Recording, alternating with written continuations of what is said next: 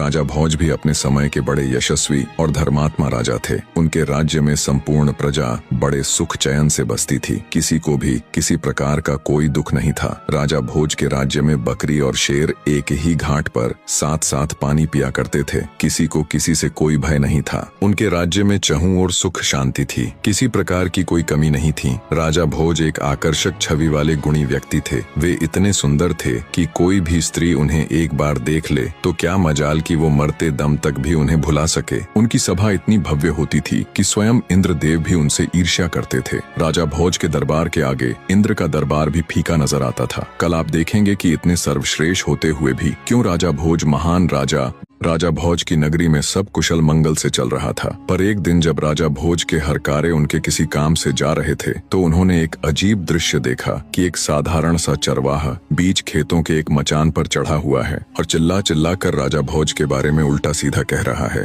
राजा भोज को पकड़कर मेरे पास लाओ, उसे सजा दिलवाओ और मेरा राज्य मुझे दे दो। एक चरवाहे के मुख से अपने राजा के लिए ऐसी बातें सुन हरकारों को बहुत गुस्सा आया। उन्होंने उस चरवाहे को पकड़कर नीचे उतारा और बोले, क्या बक रहा है तू? अगर राजा महाराज को तेरी इस हरकत का पता चलेगा तो वो तुझे तोप के मुंह पर बिठाकर उड़ा देंगे। हरकारों की बात सुन चरवाहा गिड़गिड़ाते हुए माफी मांगने लगा। मचान से उतरते ही एकदम से उसका व्यवहार बदल गया, जैसे उसे कुछ पता ही ना। आसपास पूछने पर पता चला वो खेत किसी कुम्हारिन का था। जब भी वो अपने खेत में कोई फसल उगाती तो पूरे खेत में बहुत अच्छी फसल होती, पर उस मचान वाली जगह पर एक पौधा तक नहीं उगता था। आखिर कुम्हारिन ने उस जगह पर एक ऊंचा सा मचान बनवा दिया ताकि इसके ऊपर चढ़कर खेत की रखवाली की जा सके। चरवाहे के बारे में पूछा तो पता चला कि वो एक साधारण सा चरवाहा है, पर पता नहीं क्यों जब भी वो इस मचान यानी चबूतरे पर चढ़ता है तो इसी प्रकार की बातें करता है और नीचे उतरते ही उसका व्यवहार बिल्कुल सामान्य हो जाता है। ये सब जानने के बाद राजा भोज के हरकारों को बड़ा अजीब लगा। उन्होंने राजमहल जाकर ये सारा किस्सा ज्यों का त्यों राजा के सामने कह सुनाया। सारी बात सुन